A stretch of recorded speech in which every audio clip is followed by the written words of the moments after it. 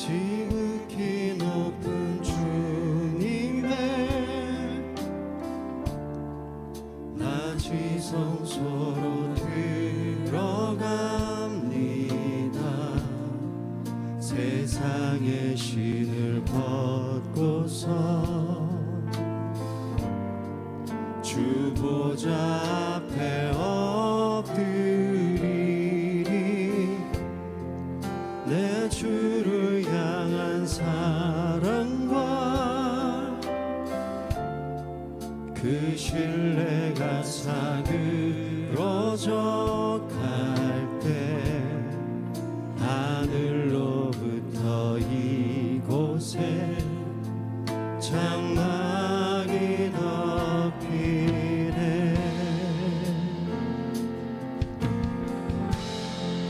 이곳을 덮으소서. 이곳을 비추소서. 내 안에 무너졌던 모든 소망 다 회복하리니.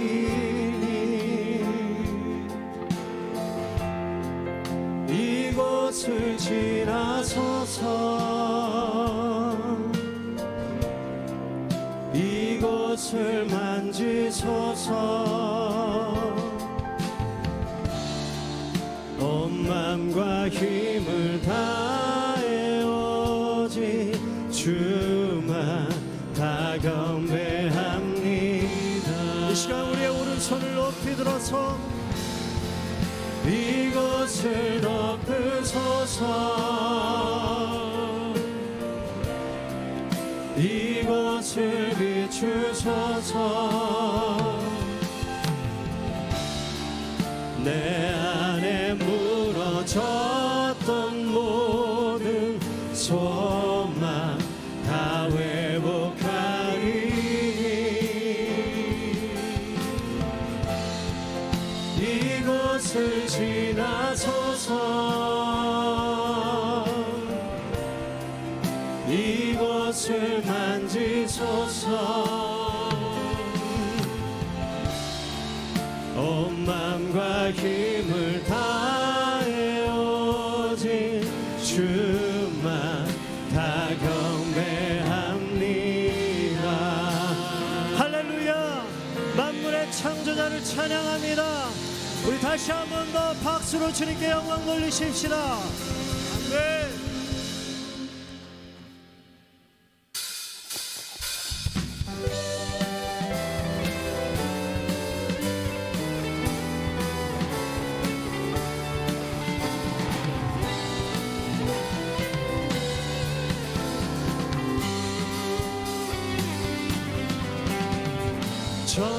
전사들의 노래가 하늘에서 들리니 산과 들이 기뻐서 메아리 처음. 한밤중에 목자들 저희 함께 지킬 때 아름다운 노래가 청하게 들린다.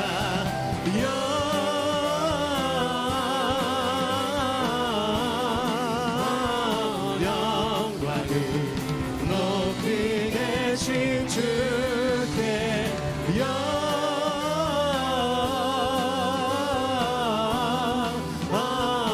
영광을 높이 계신 주님께.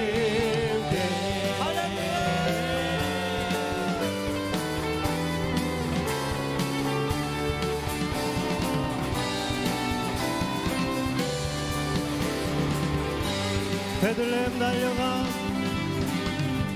베들레헴 달려가 날씬하기 예수께 굴어 경배합시다. 탄생하신 아기께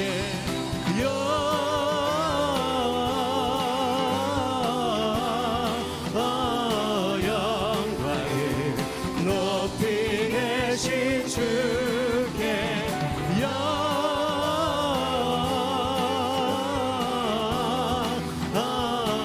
영광을 높이 계신 주님 구유 안에 아기께 구유 안에 아기께 천사 찬송하였다 우리들도 주님께 기쁜 찬송 우리 한 번 더 구유 안에 아기께 천사 찬송하였다 우리들도 주님께 기쁜 찬송 우리의 목소리를 높여서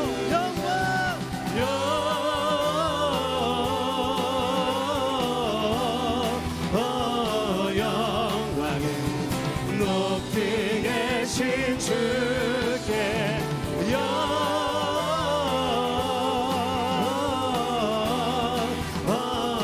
영광을 높이 계신 주 우리 다시 한 번 더 주님께 영광을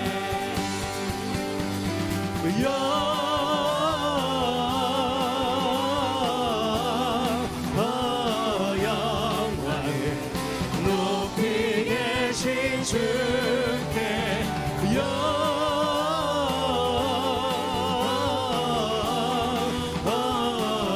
영광을 높이 계신 주님께 찬양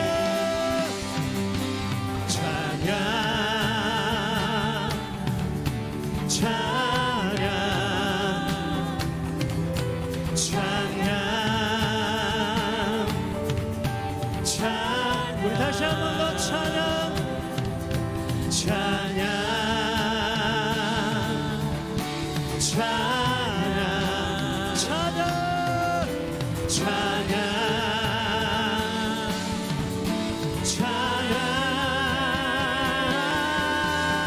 영원히 신실하신 능력의 하나님 영원히 함께하니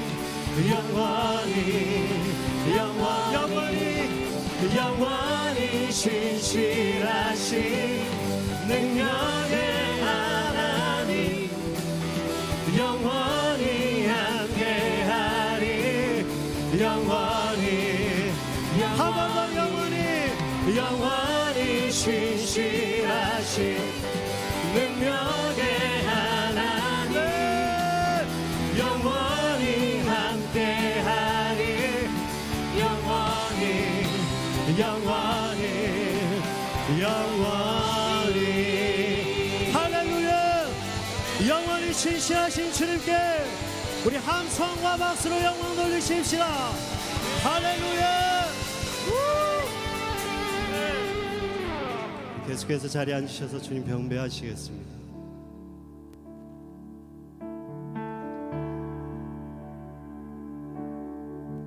나의 피난처 예수 의지해요 나의 피난처 예수 의지해요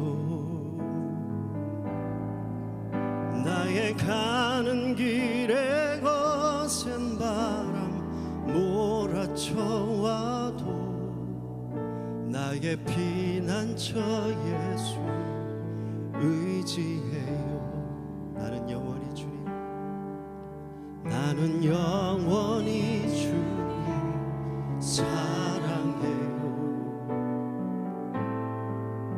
나는 영원히 주님 사랑해요 세상 어떤 것도 나의 사랑 끊을 수 없네 나는 영원히 주님 사랑해요 아바 아버지 아바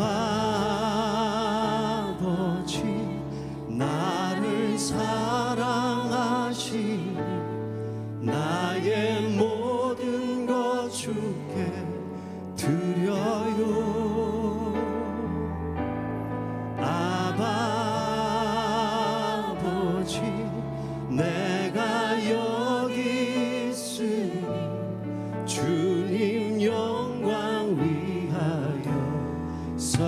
서주세요. 나의 피난처 예수, 나의 피난처 예수 의지해요. 나의 피난처 예수 의지해요.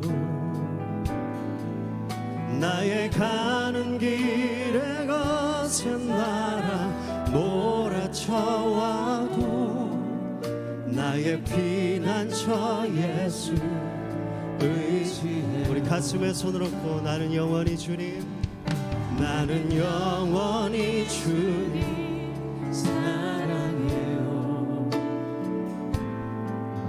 나는 영원히 주님 사랑해요. 세상 어떤 것도 나의 사랑 끊을 수 없네. 나는 영원히 주님 사랑해요. 우리 다시 한 번 더 나는 영원히 주님 사랑해요. 나는 영원히 주님 사랑해요. 나는 영원히 주님 사랑해요. 세상 어떤 것도 나의 사랑 끊을 수 없네. 나는 영원히 주님 사랑해. 아버지, 아버지 나를 사랑하시니 나의 모든 것 주께 드려요.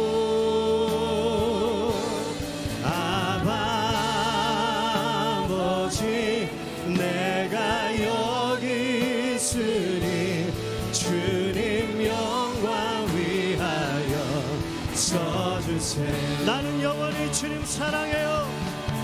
나는 영원히 주님 사랑해요. 나는 영원히 주님 사랑해요. 세상 어떤 것도 나의 사랑 끊을 수 없네. 나는 영원히 주님 사랑해. 아버지, 아버지 나를 사랑하시니 나의 모든 것 주께 드려요.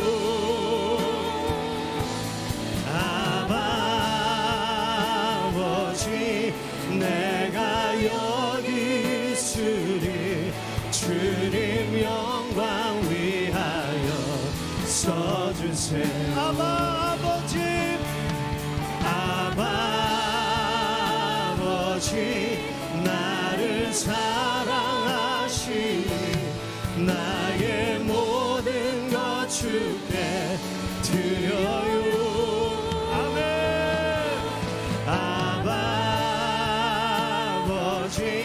내가 여기 있으니 주님 영광 위하여 서주세요. 주의 나라 영원하며 주의 나라 영원하며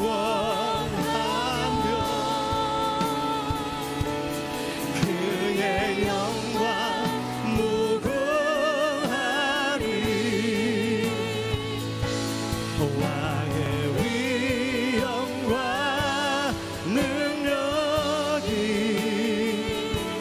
이제 임하여 우리의 두 손을 높이 들어서 주의 주권과 주의 통치와 주의 나라 힘과 권세 임하니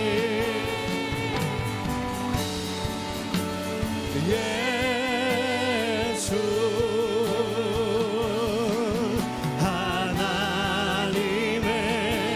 우리 다시 한 번 더 열망 가운데 주의 나라 영원하리.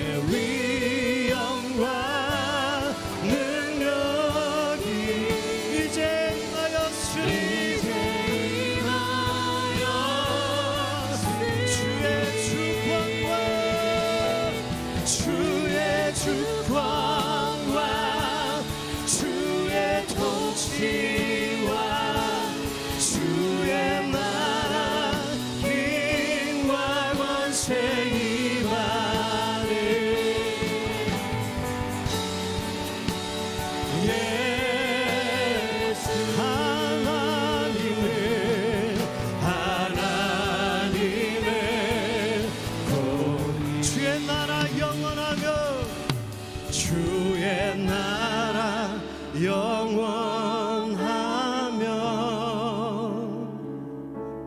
주의 영광 무궁하리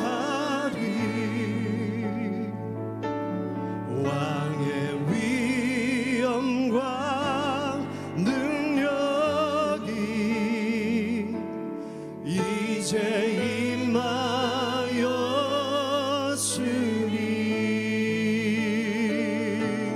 주의 주권과 주의 통치와 주의 나라 힘과 권세 임하네. 예수 하나님의 공의.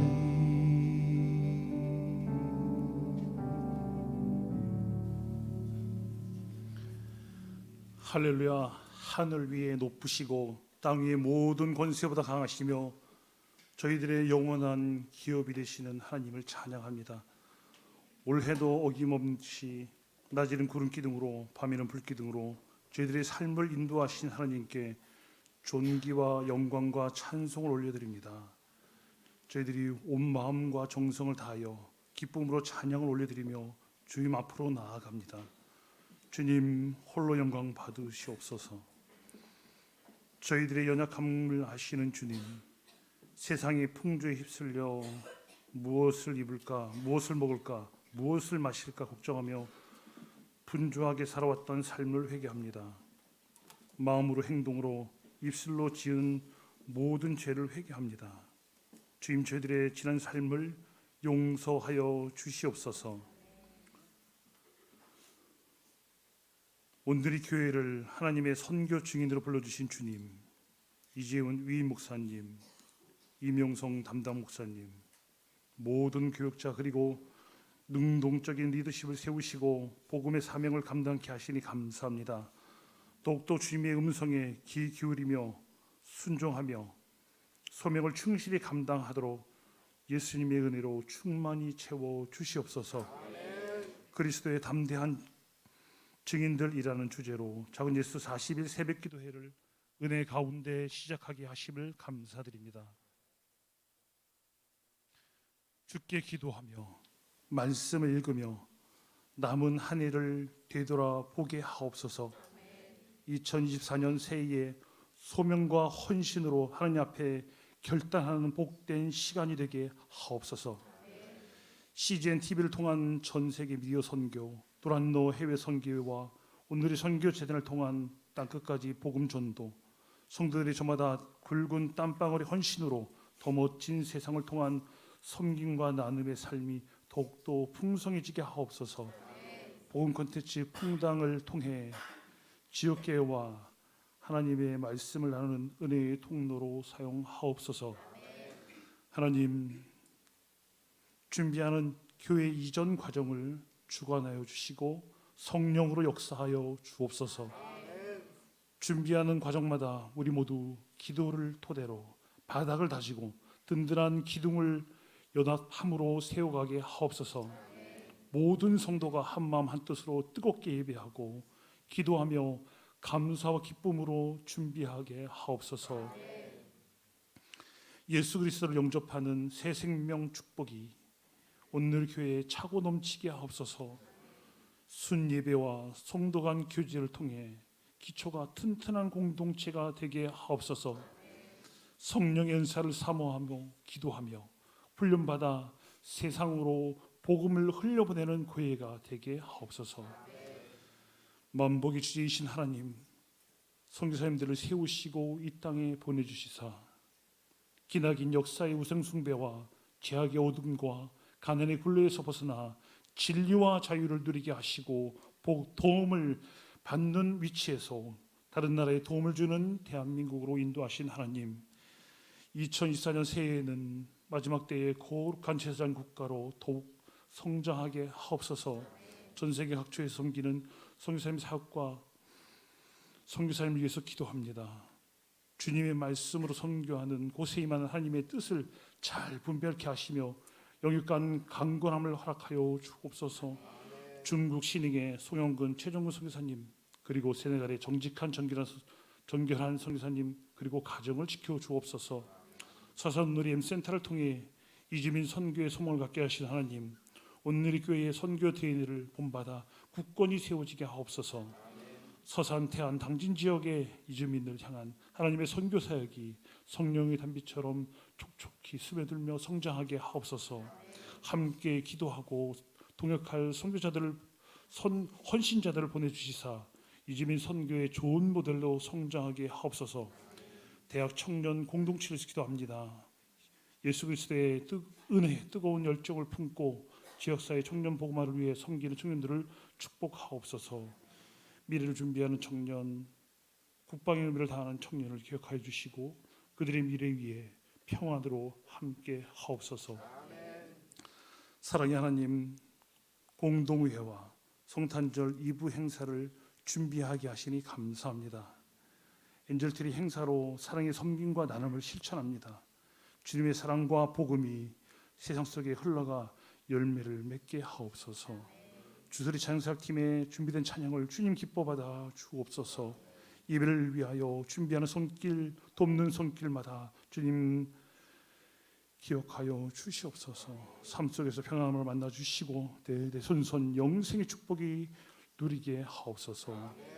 신실하신 하나님, 우리들을 부르시고 세우시고 강화하시고 보호하시고 축복하셨습니다. 우리에게 예수 그리스도를 보내주셨고 보혜사 성령을 주셨으며 천국을 예비하시고 재림을 약속하셨습니다. 선함으로 구원의 은혜를 베풀어 주신 예수 그리스도의 이름으로 기도드립니다.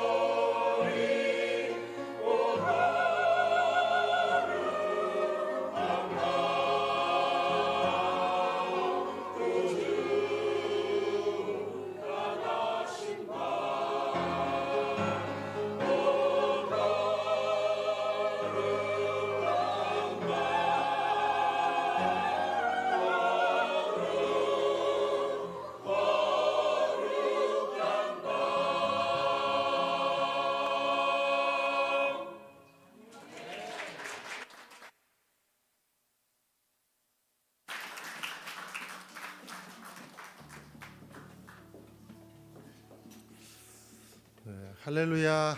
이 땅 가운데 복음으로 오신 우리 예수님께 우리 감사의 박수, 영광의 박수 올려드립니다. 성탄이 한 주 이제 남았는데요.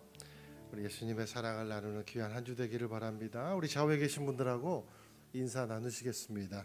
예수님은 길이요 진리요 생명이십니다. 예수님은 길이요 진리요 생명이십니다. 아멘. 우리 귀한 우리 예수님의 마음을 가지고 눈이 많이 왔는데 또 이렇게 성도님들 함께 우리 예배하게 됨을 감사하고 또 눈 때문에 오지 못하고 또 온라인으로 예배하는 성도님들에게도 은혜가 있기를 소망합니다. 우리 함께 시간 교제 서로 하겠습니다. 우리 오랜만에 오신 분이거나 처음 오신 분이시면 반겨주세요. God bless you. God bless you. 주님의 크신 은혜가 당신의 영혼 속에 가득 흘러넘치기를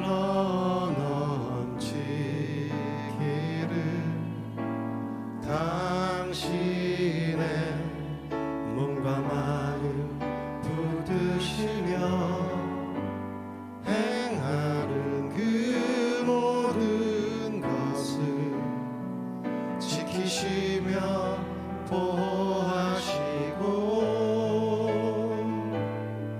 참 기쁨이 언제나 넘치기를 우리 앞에 계신 분, 좌우에 계신 분, 또 처음 얼굴 보신 분 축복합니다. God bless you. God bless you. God bless you. God bless you. 축복해요. 감사해요. 축복해요. 감사해요. 우리 하나님께 감사의 박수를 서로에게는 경의의 박수를 나누겠습니다. 아멘. 교회 소식을 잠시 나누겠습니다. 여러분 주보를 참조해 주시기 바랍니다. 서산 온누리 교회 신분들 환영하고 축복합니다.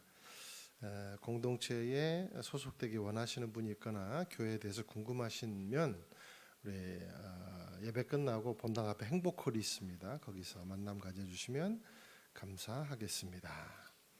작은 예수 40일 새벽 기도회가 이제 일주가 지났는데 은혜 가운데 진행이 되고 있습니다.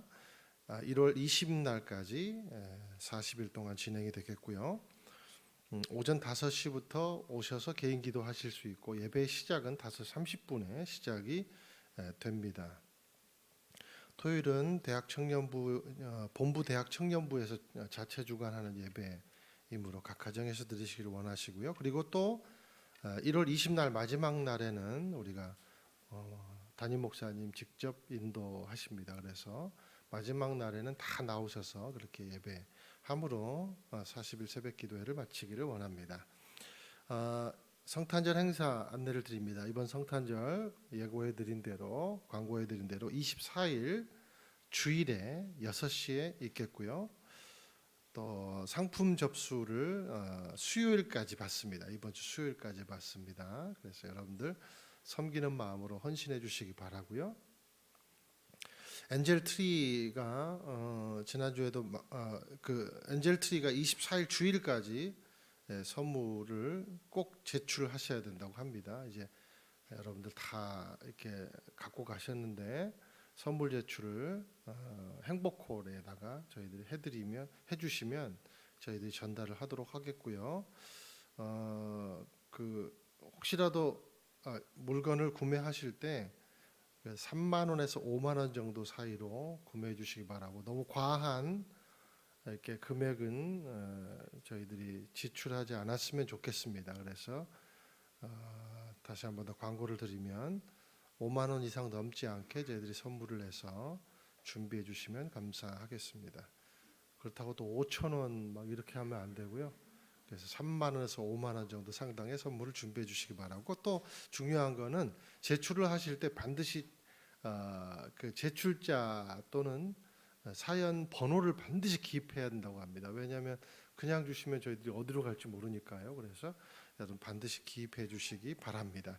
이번 성탄 행사는 그 성탄 파티가 있습니다. 그래서 성탄 파티는 4시부터 하게 됩니다. 그래서 성탄 파티에는 윷놀이도 하고 또 상품도 뭐 우승, 준우승, 참가상 이렇게 해가지고 상품도 여러분 많이 드린다고 하니까 4시부터 오셔서 참여해 주시면 감사하겠고요.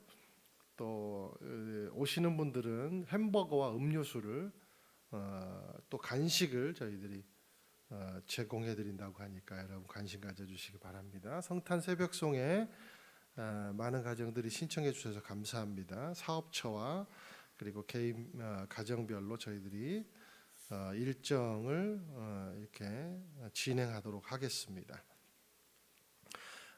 우리 셋째 주는 공동체 환우를 위해서 기도하는 날인데 우리 홍솔 우리 자매님이 교통사고를 당하셔서 오른손이 지금 쓸 수 없는 상황 가운데 있습니다. 그래서 보니까 이제 엄지 손가락이 이렇게 이제 이렇게 못 움직이더라고요. 그래서 꼭 기도해 주시기 바라고 또 아이의 엄마이자 또 직장 생활하는 그런 자매님인데 꼭 나을 수 있도록 감각이 엄지 손가락의 감각이 완전히 돌아올 수 있도록 기도해 주시기 바랍니다. 우리 명단을 보시면서 함께 우리 통성으로 환우들을 위해 기도하겠습니다. 사랑하는 주님, 우리 김찬원 성도의 무릎을 고쳐 주시옵소서.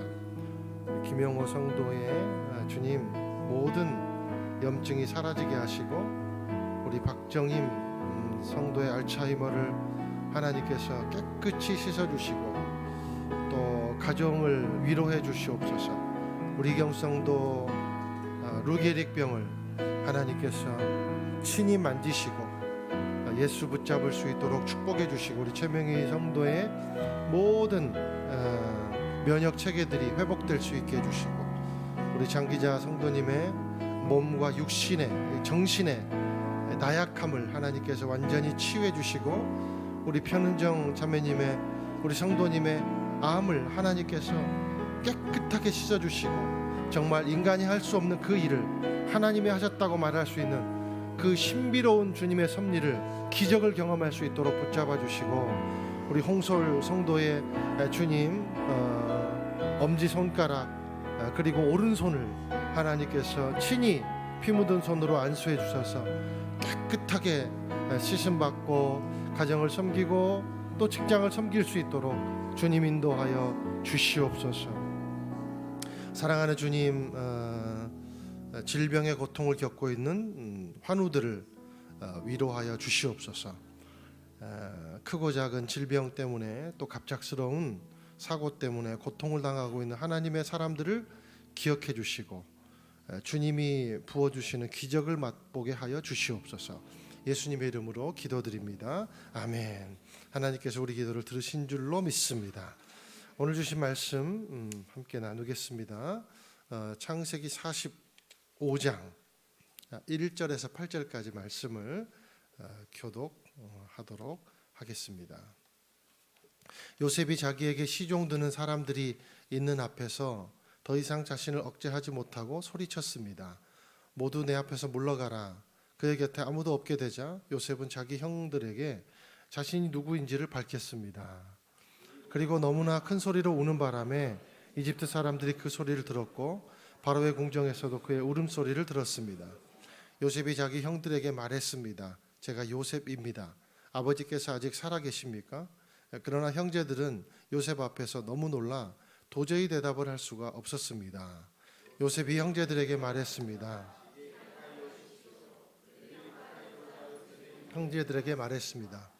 제가 형님들이 이집트에 팔아버린 형님들의 동생입니다. 하지만 형님들이 저를 이곳에 팔았다고 해서 근심하거나 자책하지 마십시오.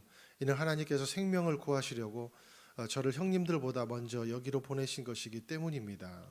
2년 동안 이 땅에 흉년이 들었지만 앞으로도 5년 동안 밭을 갈지도 못하고 추수도 하지 못합니다. 그러나 이 땅에서 형님들의 자손들을 보존하시고 큰 구원을 베푸셔서 형님들의 목숨을 살리시려고 하나님께서 미리 저를 보내신 것입니다. 그러므로 저를 여기에 보내신 분은 형님들이 아니라 하나님이십니다. 하나님께서 저를 바로의 아버지와 그의 온 집의 주인과 이집트 온 땅의 통치자로 삼으셨습니다. 아멘. 용서, 악을 선으로 바꾸다라는 제목으로 하나님 말씀을 나누겠습니다. 성경을 보면 성경에서 요셉만큼 상처를 많이 받은 사람이 있는가? 그런 생각을 또 해보게 되고요. 또 한 가지는 요셉의 가정만큼 엮이는 가정이 또 있을까? 그런 생각을 해보게 되죠. 완전히 엮이는 가정이잖아요. 일단은 요셉의 가족들은 다 배다른 형제들입니다. 다 이복 형제들로 이루어져 있습니다. 몇 가지 사건만 살펴봐도 우리 그 요셉의 가정이 콩가루 가정이다, 굉장히 엮이는 가정이다라는 것을 알 수가 있는데, 그 첫 번째 아들이 르우벤이잖아요. 르우벤은 야곱, 그러니까 아버지의 첩하고 간통을 한 사람입니다. 벌써 콩가루죠. 그리고 넷째 아들 유다는 심지어 요셉을 팔고 나서 아들 둘을 잃어버립니다. 그리고 자기 며느리하고 동침을 해요. 며느리한테 속아서. 속았다 이렇게 말하지만 솔직히 말하면 유다가 매음 행위를 한 겁니다. 돈을 주고. 콩가루 맞죠? 또 한 가지 사건이 또 있습니다. 레아의 딸, 그러니까 야곱의 처죠. 그 레아의 딸 디나가 있습니다. 디나가 세겜의 추장에게 강간을 당합니다. 그래서 요셉의 형들이 복수를 결심을 합니다. 그래서 이 세겜의 남자들을 꼬셔가지고 꼬드겨서 다 할례를 받게 합니다. 이제 남자들이 다 할례를 받으면 그때 비뇨기과도 없고 하니까 얼마나 힘들겠어요. 그래서 그 틈을 타가지고 디나의 오라버지가 있어요. 시므온과 레위, 이 두 사람이 앙심을 품고 칼을 들고 가가지고 이 시므온과 레위가 칼을 들고 가서 그 세겜의 남자들을 살육을 해버립니다. 그러니까 이 가정은요, 동네 누구도 못 건드는 분한당 가족이에요. 일진 가족들. 우리를 건드려 다 죽어. 그런 가족이에요. 그런데 나중에 이 살육의 그 가담자인 레위가 성경에 보면 12지파 중에 제사장 그룹이 되죠. 기가 막히지 않습니까? 제사장 그룹이 돼요. 그러니까 이 가정은 화를 푸는 방식도 모르고, 또 원망과 시기가 나면 그냥 뭐 친동생도 팔아버리고, 정말 엮이는 가정입니다. 진짜 극대된 콩가루 집안이에요. 자, 그런데 놀라운 사실은 이런 가정이 12지파의 기초가 돼요. 그리고 이스라엘 민족의 기초가 돼요. 여러분 안 놀라십니까? 이 몇 가지 스토리만 봐도, 근데 어떤 이런 가족이 어떻게 12지파의 기초가 될 수 있을까? 우리에게 주는 의미가 있죠. 첫 번째는 하나님은 못 만지실 사람이 없다. 하나님은 못 하실 일이 없다는 거예요. 여러분 과거가 어땠습니까? 하나님이 만지시면 못 할 게 없습니다.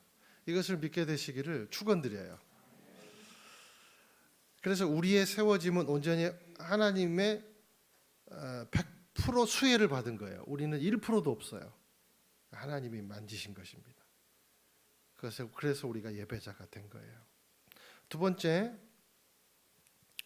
의미는 어떤 교회도, 어떤 가정도, 어떤 개인도 하나님의 쓰임 받을 수 있는 것. 그래서 하나님 나라의 기초가 될 수 있다는 거예요. 자, 엮이는 가정이든 숨기는 가정이든 건강한 사람이든 상처를 많이 받은 사람이든 하나님께서 마음을 먹으시면, 하나님이 선택을 하시면 그 가정은, 그 교회는, 그 사람은 하나님 나라의 기초가 될 수 있더라. 이것을 우리가 요셉의 가정사를 통해서 배울 수가 있는 거죠. 사랑하는 여러분, 그러므로 교회의 상황, 그리고 가정의 상황, 개인의 상황을 놓고 그 상황이 전부인 것처럼 생각하지 말라는 겁니다. 원래 섭리는 알 수 없어요. 섭리는 알 수 없어요. 그래서 섭리를 뭐라고 말하냐면, 알 수 없기 때문에 미스테리 이렇게 말합니다. 섭리는 미스테리 이렇게 말해요. 미스테리는 그대로 해석하면 신비로운 일이라는 거예요. 그것이 바로 하나님의 섭리라는 겁니다. 그래서 이 섭리는요, 언제 드러나냐면, 처음부터 드러나면 참 좋겠는데 언제 드러나냐면 꼭 마지막에 드러나요. 왜 마지막에 드러날까요? 주인공이 내가 아니니까. 내가 주인공이면 내가 알죠. 그런데 주인공이 누구예요? 하나님이시니까 모르는 거예요, 내가. 그래서 결국 언제 드러나요? 섭리의 마지막은, 섭리의 결과는 늘 마지막에 드러나더라라는 거예요. 오늘 그 고백이 바로 요셉의 고백입니다. 우리의 고백이 되기를 소망합니다. 믿음으로 사는 게 중요한 것 같아요. 그래서 왜냐하면 모르니까. 그래서 우리 찬송가도 보면 믿음으로 사는 자는 하늘 위로 받겠네. 그죠? 무슨 일을 만나든지 뭐예요? 만사 형통하리라. 무슨 일? 고통이 형통이 되더라라는 거죠. 그래서 우리에게 중요한 것은 뭐냐면 믿음으로 사는 겁니다. 신뢰함으로 사는 겁니다. 저와 여러분의 삶이 안다고 자랑하는 삶이 아니라 믿음으로 묵묵히 걸어가는 삶이 되기를 예수님의 이름으로 축원을 드립니다. 자, 요셉은 편애를 받았어요. 그런데 요셉은 편애의 수혜자가 아니라 편애의 희생양입니다. 영적인 의미로는 요셉은요, 한 가정의 희생제물이 됐어요. 그리고 한 민족의, 이스라엘이라는 큰 민족의 희생제물이 됐습니다. 그런데 요셉은 굉장히 착하고 천진하고 그리고 정직하고 순진한 사람입니다. 그리고 희생제물이 될 당시에 굉장히 10대 소년이었어요. 그런데 희생제물이 된 거예요. 10대 소년 때에 제물이 되었다. 순수한 때에 희생제물이 되었다라는 거예요.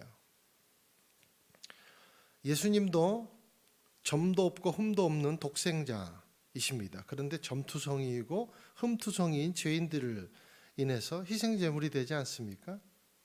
그래서 이 요셉을 예수님의 예표자다, 이렇게 우리가 이야기하는 거예요. 요셉이 그 가정에서 어쩌면 가장 착한, 가장 순진한, 가장 깨끗한 사람이었습니다. 그런데 그 사람이 골라서 희생제물이 된 거예요. 놀라운 거죠. 자, 근데 요셉이 기억하는 형들의 마지막 모습이 있습니다. 요셉이 기억하는 형들의 마지막, 그 형들의 입술에서 나오는 그 저주의 두 마디가 있었어요. 하나는 뭐냐면 죽여버리자, 하나는 팔아버리자. 이 두 가지의 이 저주와 시기의 음성을 요셉은 듣습니다. 그리고 그것이 마지막 형들의 모습이었습니다. 그리고 그 분노와 저주와 시기의 중심에 누가 있었냐면 주동자가 있었는데 그 사람이 누구예요? 유다였어요. 넷째 아들 유다가 주동자였습니다. 자, 유다는 이 일이 있고 나서 두 아들을 잃습니다. 그리고 혹독한 죗값을 치러요. 자, 그런 유다가 이제 지금은 완전히 변화된 모습으로 요셉 앞에 섰습니다. 우리가 이제 이번 연도까지 창세기를 마쳐야 되기 때문에 45장으로 훌쩍 뛰어넘었지만 그 전에 간단한 여러 사건이 있었지만 오늘 말씀을 해석하기 위해서 이 사건이 있었어요. 요셉이 자작극을 스스로 벌입니다. 그래서 형들이 가나안 땅으로 돌아갈 때 곡식을 많이 줬어요. 근데 그 안에다가 베냐민, 그러니까 요셉의 친동생이죠. 그 친동생의 자루에는 은잔을 숨겨놨습니다. 훔친 것처럼. 나중에 이제 들켜서 다시 가나안으로 못 가고 끌려오게 되는 거죠. 여러분, 요셉의 자작극이라 그랬어요. 그러면 이 일에 대해서만큼은 형들이 결백합니까? 결백하지 않습니까? 떳떳하죠. 굉장히 결백한 거예요. 그런데 유다는요, 이 때에 자기의 결백을 호소하고 따지지 않아요. 그리고 유다는 자기 형제들을 책임지고 그리고 막내를 책임지기 위해서 혼신의 노력을 합니다. 그리고 유다가 이런 고백을 해요. 우리 44장 16절 함께 읽겠습니다. 시작. 유다가 대답했습니다. 우리가 내 주께 무슨 말을 할 수 있겠습니까? 하나님께서 주의 종들의 죄악을 밝히셨으니 그 잔을 가진 것으로 드러난 사람은 이제 다 내 주에 증명할 수 없다는 거예요. 증명 못하겠다는 거예요. 안 하겠다는 거예요.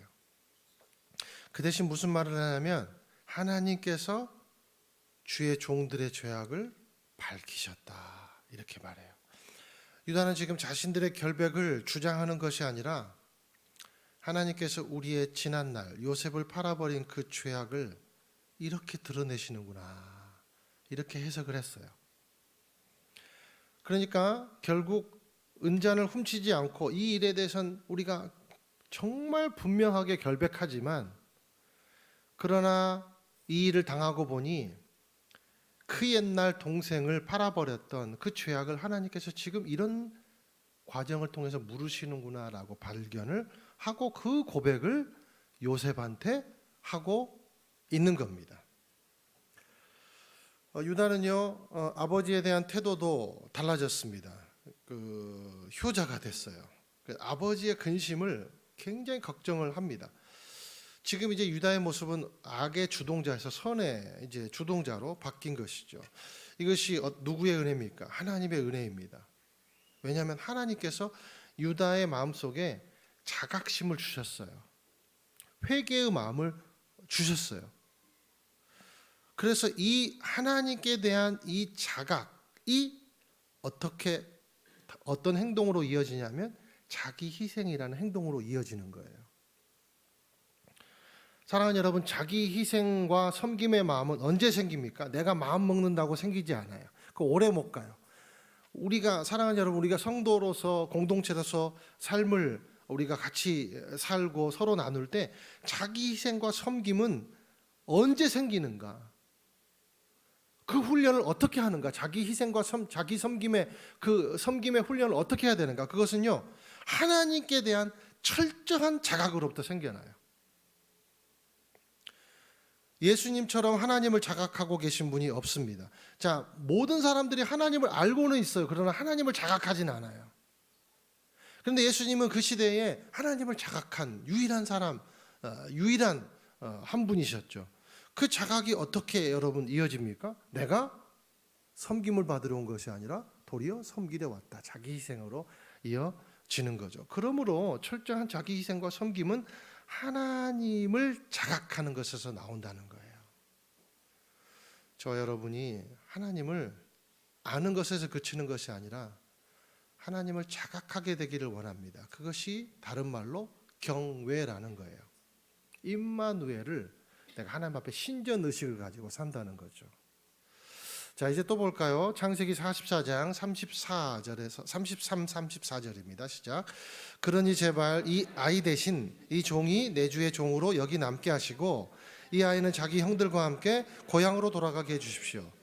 이 아이와 함께 하지 않는다면 제가 어떻게 제 아버지께 돌아갈 수 있겠습니까? 그럴 수 없습니다. 저는 제 아버지께서 불행한 일을 당하시는 것을 참아볼 수 없습니다. 놀라운 자기 희생 그리고 효심이 살아나 버렸죠. 심청이를 보는 것 같아요. 형들과 베냐민은 제발 고향으로 돌아가게 해주시고 아버지가 너무 걱정합니다. 제가 여기 혼자 남아서 평생 요셉 그 총리님의 내가 종이 되겠습니다. 무엇이든지 하겠습니다. 형들만 살려주시고 동생도 좀 보내주십시오. 더 이상 아버지를 금심시킬 수 없습니다. 이렇게 고백을 해요. 자, 이 말을 들은 요셉은 그동안의 모든 감정이 이제 본물처럼 터져버립니다. 이제 자기 감정을 도저히 억제를 할 수가 없어요. 언제요? 유다가 진실해질 때. 이것을 통해서 우리가 알 수 있는 것은 뭐냐면 진실은요, 치유하는 힘이 있더라. 절실한 겸손은 감동을 주더라. 그리고 용서를 끌어오는 마중물이 될 수 있더라. 그냥 겸손이 아니에요. 절실한 겸손. 이것이 요셉의 마음을 감동시킨 거예요. 사랑하는 여러분, 절실한 겸손이 예수님의 마음을 감동시킬 줄로 믿습니다. 절실한 겸손은요, 화해의 길을 여는 윤활유 역할을 할 수 있다는 거죠. 절실한 겸손의 반대가 뭐예요? 뻣뻣한 거. 그리고 찌르는 자존심. 자존감이 아니에요. 자존심. 어쩌면 우리가 뻣뻣하고 그리고 찌르는 자존심은 사실 상처에서 나온 경우가 굉장히 많아요. 여러분 스폰지에 못이 박혀 있어요. 그러면 어린 아이도 뺄 수 있죠? 그죠? 뭐 스폰지에 박힌 못이 뭐가 세겠어요? 그냥 어린 아이도 뺄 수 있죠. 그런데요, 콘크리트에 머리까지 박힌 못은 장정이 뺄 수 있어요, 없어요? 절대 맨손으로 못 뺍니다. 이 차이예요. 이게 절실한 겸손과 뻣뻣한 자존심샘의 차이예요. 치유의 열쇠는 자존심이 아닙니다. 겸손입니다. 약하면 내가 약하다고 말하고, 잘못했으면 잘못했다고 말하는 솔직함의 용기가 용서를 잇는 다리가 되더라라는 거예요. 교회의 모델이 되고 가정의 모델이 되고 오늘 이 사회의 일원으로서 여러분 모델이 되기를 원합니까? 하나님 앞에, 사람 앞에 진실되게 되기를 예수님의 이름으로 축원드립니다. 겸손을 가지게 되기를 주님의 이름으로 축원드립니다. 그게 예수님의 모습이고 요셉의 모습이라는 거죠. 1절에서 2절 읽겠습니다. 시작. 요셉이 자기에게 시종을 드는 사람들 있는 앞에서 모두 내 앞에서 물러가라. 그의 곁에는 아무도 없게 되자 요셉은 자기 형들에게 자신이 누구신지를 밝혔습니다. 그리고 너무나 큰 소리로 우는 바람에 이집트 사람들이 그 소리를 들었고 바로의 궁정에서도 그의 울음소리를 들었습니다. 자, 요셉이 자작극을 멈추기로 결단할 때 그동안 참았던 이 감정이 터져나와서 울음이 본물처럼 터져버렸습니다. 요셉의 성격은요, 굉장히 냉철합니다. 현실 감각이 매우 뛰어난 사람이에요. 그리고 계획한 대로 하는 사람이에요. 요즘에 이제 MBTI, 저도 잘 모르지만 뭐 젊은 분들에게는 MBTI가 요즘 엄청 유행하더라고요. 그래서 요셉을 보면 아마 극T 뭐 이 정도, 극T형으로 볼 수가 있어요. 그래서 제가 말씀드렸잖아요. 그 요셉은 인류 최초의 고리대금업자라고, 그죠? 쌀 막 빌려주고 나중에 7배로 갚아라 그러고 막 그러잖아요. 그 바로를 막 부자 만들어주고, 굉장히 현실 감각이 뛰어나고 그리고 어떻게 보면 냉철한 사람입니다. 그런데 그런 요셉이 대성통곡을 하는 거예요. 그러니까 그 옆에 모시고 있던 신하들이나 종들이, 시종 드는 사람들이 처음 보는 광경이거든요. 그리고 요셉을 굉장히 존경하거든요. 요셉의 이런 일들에 대해서 굉장히 관심을 가져주는 분이 또 한 사람이 있는데 바로의 왕궁이에요. 그 바로. 그래서 이 울음소리가 너무 커가지고 바로 궁까지 들렸다, 이게 아니라 이런 사건, 이렇게 대성통곡한다는 소식이 급파돼가지고 바로에게까지 지금 전달이 됐다라는 겁니다. 그러니까 한 번도 못 본 지금 상황이 벌어지는 거예요. 너무 의아한 거죠. 그래서 이제 요셉은 다른 사람 다 물러가게 하고 자기 형들만 이제 데려다 놓고 자기 자신을 밝힙니다. 3절 읽겠습니다. 요셉이 자기 형들에게 말했습니다. 제가 요셉입니다. 아버지께서 아직 살아계십니까? 놀라 도저히 대답을 할 수가 없었습니다. 요셉이 자기 이름을 내가 요셉입니다라고 밝히자 거품을 불어요. 너무 소스라치게 놀라는 거죠. 그리고 요셉은 자기와 형제 형님들만이 아는 사실을 말하면서 자기가 확실히 요셉이라는 그것을 이제 말하기 시작합니다. 자, 요셉은 그동안 요셉으로 이름이 불려지지 않았어요. 애굽에 살 때 지금 한 근 17년 정도가 이제 지났지 않겠습니까? 그렇죠? 17년 동안 살 때 그는 사브낫 바네아라는 이름으로 살았습니다. 바로 왕이 친히 그 이름을 지어줬어요. 그런데 요셉은 자기 형들을 보자 이제 자기가 사브낫 바네아 총리가 아니라 내가 당신들의 동생 요셉입니다라고 말하는 거예요. 요셉의 뜻이 뭡니까? 하나님이 더하실 것이다, 이런 의미예요.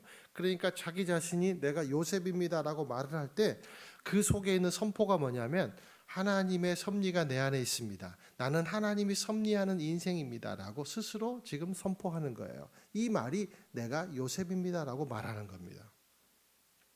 4절 읽겠습니다. 요셉이 형제들에게 말했습니다. 제게 오십시오. 그들이 가까이 오자 요셉이 형제들에게 말했습니다. 제가 형님들이 이집트에 팔아버린 형님들의 동생입니다. 가까이 오십시오. 죽이려고? 죽이려 그랬으면 뭐 하려고 신하들 다 내보냈겠어요. 확실하게 알려주길 원하는 거죠. 자기가 요셉이 확실하다는 사실을 이제 쐐기를 박습니다. 자, 그런데 있잖아요. 여기 보니까 4절에 제가 형님들이 이집트에 팔아버린 형님들의 동생 요셉입니다. 자, 이 말은 아버지 야곱도 몰라요. 그렇죠? 야곱은 죽은 줄 알잖아요. 아무도 몰라요. 동네에 어떤 사람도 몰라요. 심지어 자기들끼리도 금기해요. 그런 내용이 바로 뭐냐면 형님들이 이집트에 팔아버린 형님들의 동생 요셉입니다라는 말이에요. 그러니까 형들과 자신만 알고 있는 얘기예요. 오직 형들과 자신만 알고 있는 얘기니까 얼마나 기겁을 했겠습니까? 우리가요, 자기 자신을 기만하고 자기 자신을 속이면요 사실을 왜곡시킵니다. 아마 형들도 어떨 때는 우리는 이것을 서로 금기하니까 이것이 사실은 아니다, 사실은 아니다, 막 그렇게 믿었을 거예요.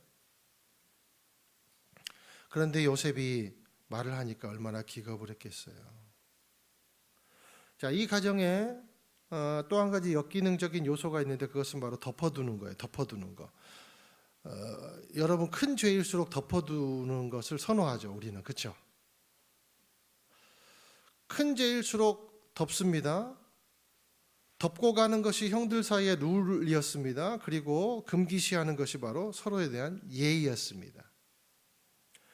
자, 그런데 팔린 당사자 요셉에 의해서 그 금기가 이제 봉인이 풀리듯 풀려버린 겁니다.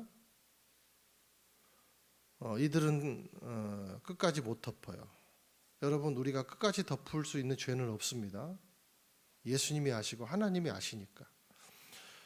덮는다고 해결되지 않는다는 거예요. 덮어두는 것과 덮어주는 건 달라요. 덮어두면 썩어요. 악취가 나요. 그리고 그 덮어주고 덮어주는 그것이 뭐냐면 늪이 돼요. 그래서 빠져버립니다. 숨통을 지어옵니다. 병이 듭니다. 피폐돼 버립니다. 그래서 상처는 언제 치유되는가? 드러낼 때 치유되는 거예요. 이게 이제 우리가 직면이라고 이제 상담학적인 용어로 직면 이렇게 이제 얘기하잖아요. 요셉이 왜 지혜로운 사람이고 왜 꿈의 사람인가? 요셉은요, 자작극을 스스로 벌이면서 자기 자신을 스스로 치유하는 과정을 겪어요. 시간을 주는 거예요. 자기한테도 주고 상대한테도 주고. 그러면서 요셉, 여러분, 형님들을 보자마자 막 칼부림 막 그러지 않았잖아요. 형들처럼. 그죠? 시간을 두고 자기 자신을 스스로 정화하고 정리하고 이것은 이제 자기 분화 과정을 스스로 겪는 거죠. 분노를 처리합니다. 상처도 스스로 이제 만집니다. 그리고 자기에게 어떤 보상을 합니다. 자작극을 벌림으로. 자기를 보호하기 위해서. 그리고 이 자작극은 형들에게는 어떤 의미가 있냐면 자기 자신을 돌아보게 하는 거예요. 자기들 스스로 모함에 걸리게 함으로써 스스로 과거의 죄를 떠올리고 회개할 수 있도록 통로를 열어준 거죠. 이게 대단히 지혜로운 사람이에요, 요셉이. 이게 꿈의 사람, 하나님과 함께하는 사람. 우리는 무작정 화내고 드러내고 멱살 잡고, 그럼 특별히 자녀들에게 그렇지 않습니까? 생각하고 정리할 틈을 주지 않고 여러분 공격하고 있어요. 회개하시기 바랍니다. 진짜 회개해야 돼요. 막 넘겨짚고 막 그렇죠. 재단하고 막 화내고 그렇다고 그냥 방목하라 이 얘기가 아니라, 여러분 훌륭한 포수일수록 조준의 시간을 가져요. 우리가 올림픽이나 이런 데 보면 사격, 양궁 이런 데 보세요. 여러분 국가대표라는 사람들이 왜 그렇게 늦게 싸요? 국가대표 정도면 그냥 들자마자 싸워버려야지, 그죠? 근데 여러분 사격이든 양궁이든 왜 조준하는 시간을 갖습니까? 기다림이 필요하다는 거죠. 사물과 상황을 명확히 보는 눈이 필요하다는 거죠. 자기 자신을 명확히 보는 눈이 필요하다는 거예요. 그것이 건강한 사람을 만드는 길임을 기억하게 되시기를 축원드립니다. 아무튼 요셉은 유다의 희생을 보면서 직면할 용기가 생긴 거예요. 유다가 큰 역할을 했어요. 다시 한번 짚어보면, 그래서 유다가, 여러분 이스라엘 민족을 다른 말로 뭐라 그래요? 유다 민족이라 그러잖아요.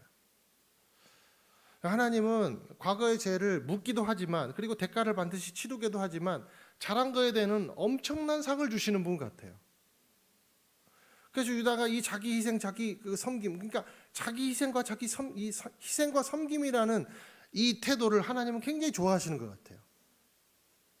우리 안에 희생과 섬김이 회복될 때 하나님께서 복을 주실 줄로 믿습니다. 그리고 유다를 통해서 누가 태어나요? 다윗이, 유다의 그 계보에서 다윗이 태어나고 예수님이 또 육화되고 그런 일이 벌어지죠. 자, 이 유다의 희생을 보면서 요셉은 이제 직면할 용기가 생깁니다. 요셉은 희생물 그 당사자예요. 그런데 요셉은 가까이 불러놓고 형들에게 따져 묻지 않습니다. 그때 형들이 그랬잖아. 말해봐. 세상에 죄를 숨겨? 형들이 그래놓고 사람답게 살 거라고 생각했어? 저 같으면 한 번쯤 그렇게 말했을 것 같아요. 내가 17년 동안 내가 진짜 이를 갈고 여기까지 올라왔어. 내 눈 똑바로 봐, 형들. 밖에 막 서 있어, 우리 병사들. 한마디면 다 죽어. 각오해요. 그랬을 거예요.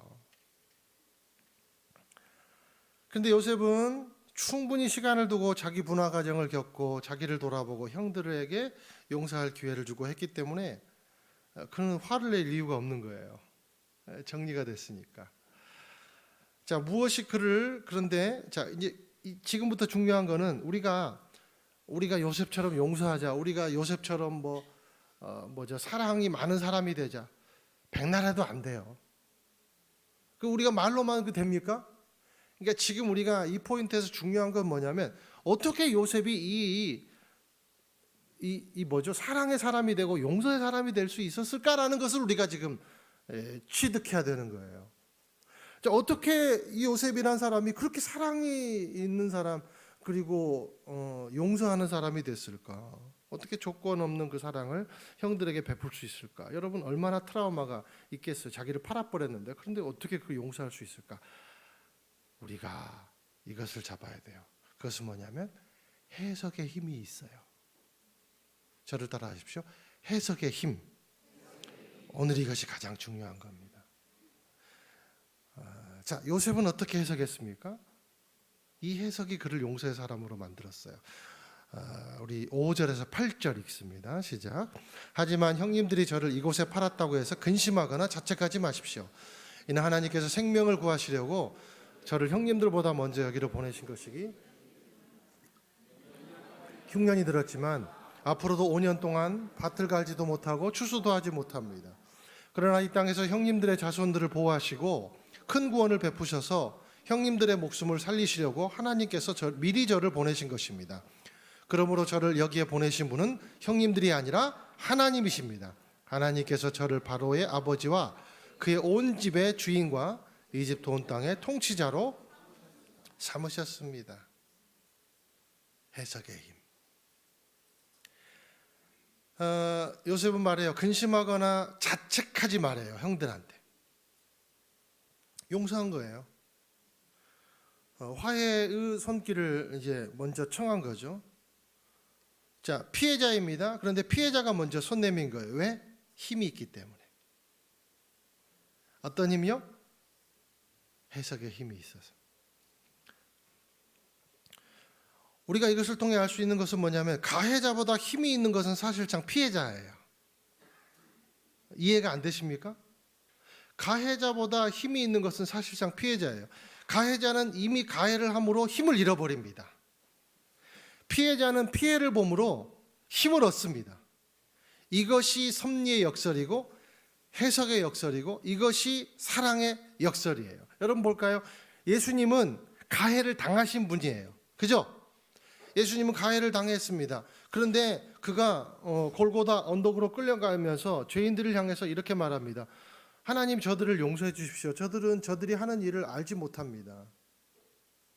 이렇게 해서 하나님께 용서를 빌어요. 피해자인데. 저들을 용서해라고, 저들은 무슨 일을 하는지도 모르고 저렇게 합니다. 이 말이 뭐예요? 힘을 다룰 줄 몰라서 힘을 잃어버렸습니다. 이 말이에요.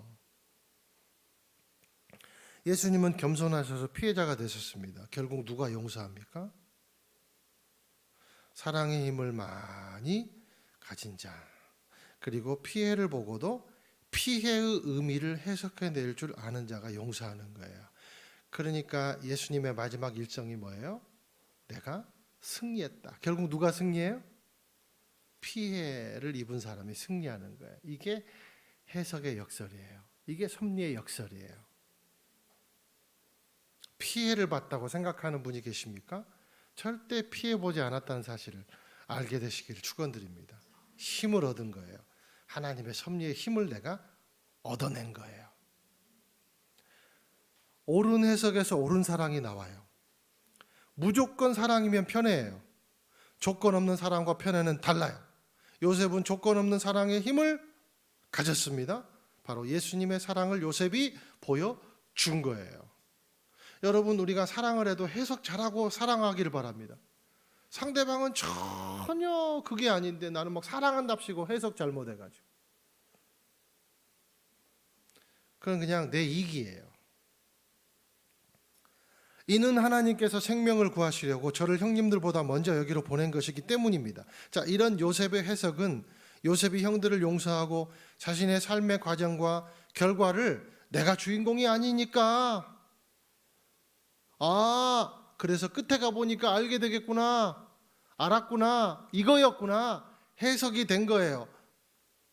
요셉에게 있는 그 사랑과 요셉에게 있는 용서의 힘은 결국 어디서 나왔습니까?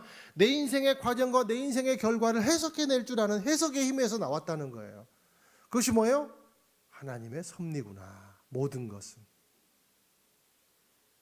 하나님의 큰 그림이 있다는 거예요. 그러니까 형님들에게 말하는 거예요. 자책하지 마세요. 나도 하나님의 도구고 형님들도 하나님의 막대기에 불과합니다. 도구입니다. 그러니까 형님들이 그래서 그런 게 아니라 큰 하나님의 그림이 있어서, 근데 형님들은 불행하게 좀 나쁘게 쓰인 거고 저는 좋게 쓰인 거, 그 차이예요. 그러니까 자책을 하지 마세요.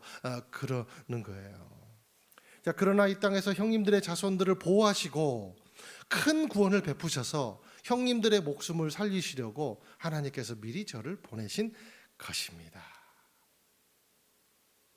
형님들을 사용하고 나를 사용하셔서 가정을 기근으로부터 건지고, 그리고 국가를 기근으로부터 건지고, 세계를 기근으로부터 건지고, 그래서 나로 하여금, 그리고 형님들로 하여금, 형님들은 용서란 큰 하나님의 그림을 받고 나는 용서하고 또 나는 하나님의 큰 섭리 아래서 많은 사람들을 건지는 도구로 쓰여서 그것이 결국 이스라엘 민족을 만드는 놀라운 기초가 되었습니다 말하는 거죠. 이것이 하나님의 뜻과 섭리라는 겁니다. 이게 요셉의 해석이에요. 자, 이 용서의 사건이 여러분 어느 민족을 만들어요? 이스라엘 민족을 만들어요. 그때 형들 다 죽여버렸으면 이스라엘 민족이 있겠어요, 없겠어요? 여러분 창세기 그 다음 책이 뭐죠? 출애굽기예요. 자, 여러분 요셉이 그들을 용서하지 않았다면 출애굽기가 있을 리가 있습니까? 없어요. 이 용서 하나, 해석 잘해낸 그거 하나 때문에 이스라엘 민족이 탄생하고 그리고 출애굽의 역사들이 일어나게 되는 놀라운 역사가 있게 된 거예요. 사랑하는 여러분, 어떻게 인생을 해석합니까? 어떻게 인생을 해석해요? 이제 오늘부터 여러분 어떻게 인생 해석할 거예요? 제가 그 도전을 드리기를 원합니다. 우리는 습관적으로 이렇게 물어요. 우리가 고통이 있을 때 이렇게 물어요. 우리는 왜 하필이면 나냐? 왜 하필이면 나냐? 그러나 여러분 기억하십시오. 고통을 잘 해석하면 형통이 됩니다. 그래서 우리가 뒤집어서 질문해야 돼요. 고통이 왔을 때 왜 하필이면 나냐고 물은 그 물음을 뒤집어서 하나님의 은혜를 바라보면서 왜 하필이면 내가 은혜를 받았습니까? 라고 물어요. 왜 나입니까? 그 수많은 사람들도 있는데 나같이 더럽고 추악한 자를 왜 선택해 주셨습니까? 오히려 그렇게 물어봐야 되는 거예요. 그러면 고통이 해석됩니다. 그리고 그 고통이 해석되면 형통이 되는 거예요. 우리 마지막으로 로마서 8장 28절 함께 읽겠습니다. 시작. 우리는 하나님의 사랑을 곧 그분의 뜻을 따라 부르심을 받은 사람에게는 모든 것이 합력해 선을 이룰 줄 압니다. 이것이 크리스찬의 인생 해석법인 줄로 믿습니다. 우리가 같이 찬양하며 나갑시다. 함께 우리 찬양하겠습니다. 지금까지 지내온 것 주의 크신 은혜라. 지금까지 지내온 것 주의 크신 은혜라. 한이 없는 주의 사랑 어찌 이루 말하랴. 찬하게나 주의 손이 항상 살펴주시고 모든 일을 주 안에서 형통하게 가시네. 몸도 맘도 연약하나 몸도 맘도 연약하나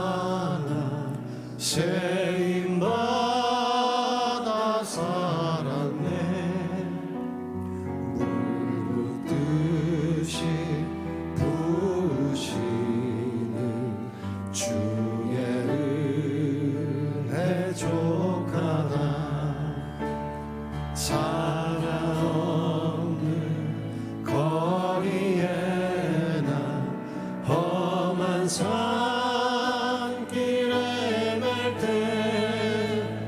주의 손을 굳게 잡고 찬송하며 살. 주님 다시 배울 날이 주님 다시 배울 날이 날로 날로 다가와. 무거운 짐 주께 맡겨 벗을 날도 멀잖네.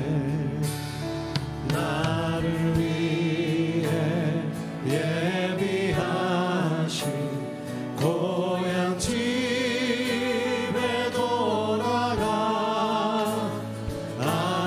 아버지의 품 안에서 영원. 우리 3 3절 더 하겠습니다. 주님 다시 배올 날이 주님 다시 배올 날이 날로 날로 다가와 무거운지 주께 맡겨 벗을 날도 멀잖네. 나를 위해 예비하신 고향 집에 돌아간 아버지의 품 안에서 영원토록 살리라. 사랑하는 여러분, 우리가 기도할 때 혹시라도 우리의 삶 가운데서 고통을 당한 분이 있습니까? 해석되지 않은 그런 일들 때문에 고통을 당한 분이 있습니까? 해석에 힘을 달라고 기도하십시오. 그러면 그 고통이 해석되면 형통이 될 줄로 믿습니다. 사랑하는 주님, 하나님의 부르심, 저를 여기에 보내신 분은 하나님이 우리를 부르시면 제자입니다. 하나님이 우리를 보내시면 사도입니다. 저 여러분 어디로 파송받았습니까? 거기서 하나님이 인생을 어떻게 살라고 가르쳐 주셨습니까? 하나님 우리 가정에 나를 파송했습니다. 하나님이 교회에 나를 파송했습니다. 우리 공동체 그리고 나의 직장 가운데 하나님 나를 파송한 줄로 믿습니다.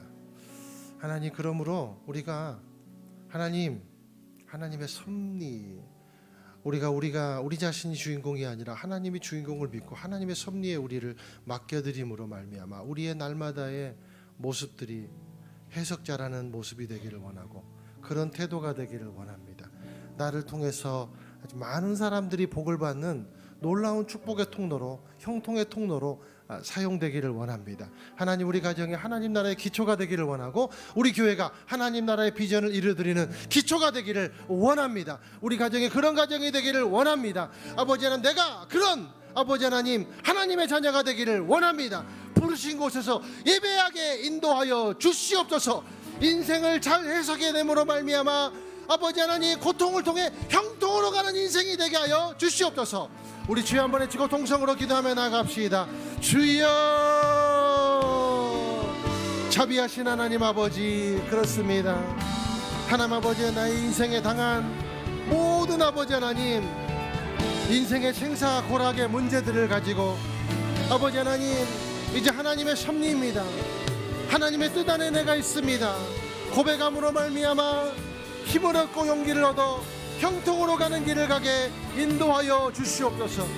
요셉에게 있는 지혜를 우리 가운데 허락해 주시고 이 공동체에 부어주시고 우리 가정 가운데 부어주시고 나의 삶 가운데 부어주시옵소서. 우리의 자녀들 가운데 아버지 하나님, 고통을 해석해낼 수 있는 능력을 허락하여 주시옵소서.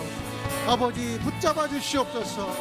하나님의 능력으로 하나님 아버지의 축복의 통로가 되게 하시고 모든 것을 합력해 선을 이루는 아버지의 섭리 아래 내 인생은 내가 주인공이 아니라 하나님이 주인공이시기에 아버지 하나님, 그 신비가 나를 감싸며 그 신비가 나를 이끌어가며 그 신비가 나를 하나님의 나라의 기초를 또 하나님의 나라에 이르게 할 줄로 믿습니다.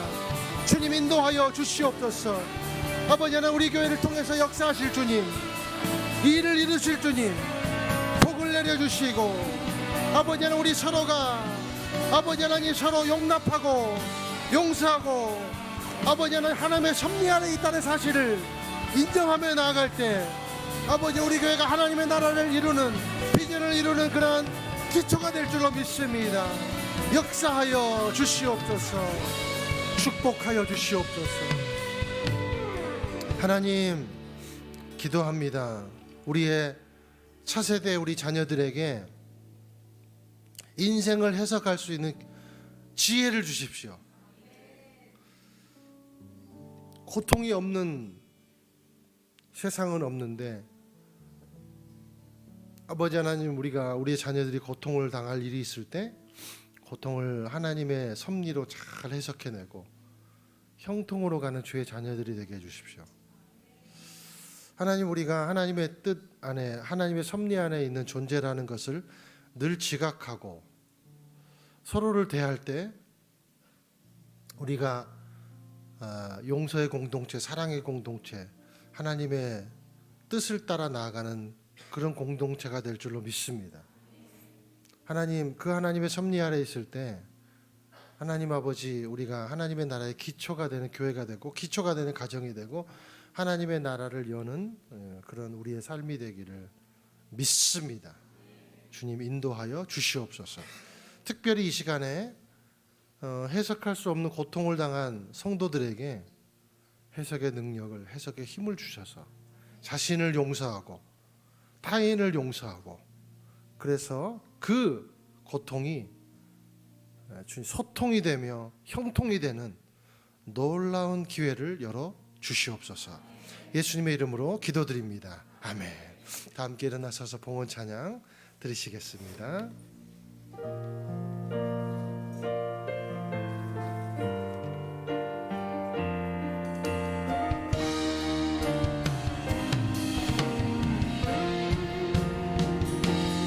하나님 나라 임하소서.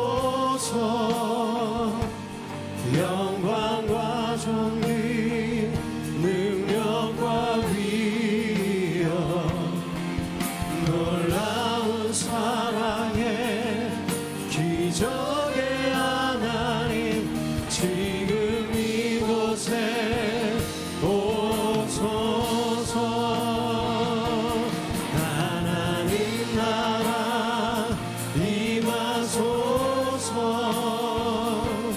영광과 존귀 능력과 위엄 놀라운 사랑의 기적의 하나님 지금 이곳에 오소서. 주님의 높고 위대하심을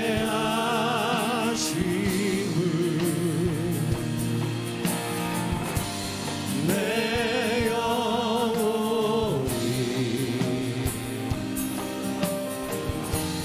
찬양하네.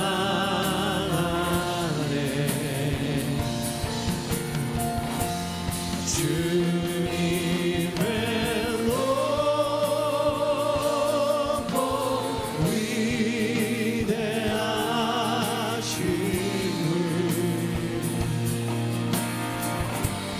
내 영혼이 찬양하네.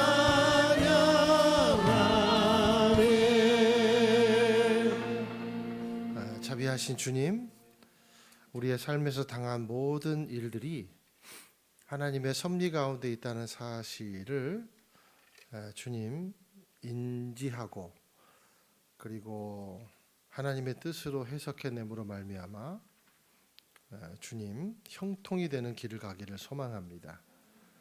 주님, 그런 교회 되게 하시고 그런 가정 되게 하시고 그런 우리의 삶이 되게 하여 주시옵소서. 이제는 우리를 죄에서 구원하신 예수 그리스도의 은혜와 하늘아버지의 사랑과 성령의 인도하심이, 고통이 소통이 되며 형통이 되기를 원합니다. 고백하며 나아가는 귀한 주님의 백성들 한 분 한 분 머리 위에, 인생 위에, 주님의 자녀들의 미래 위에, 그리고 이 땅과 민족 위에, 선교사님들의 사역 위에, 우리 교회 비전 위에 지금부터 영원토록 함께 하시기를 축원하옵나이다. 아멘. 다 함께 살아계신 하나님의 이름을 찬양합니다.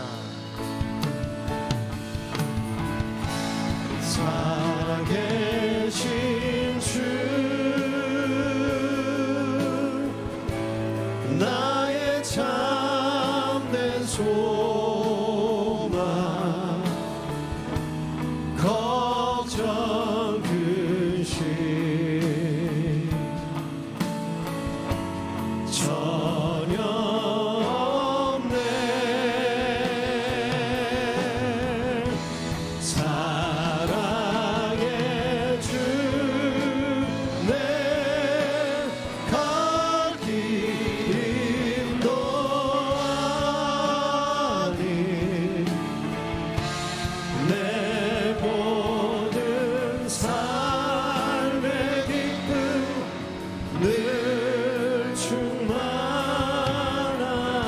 삶을 승리의 길로 이끄신 하나님께 감사와 영광의 박수 올려드립니다. 아멘.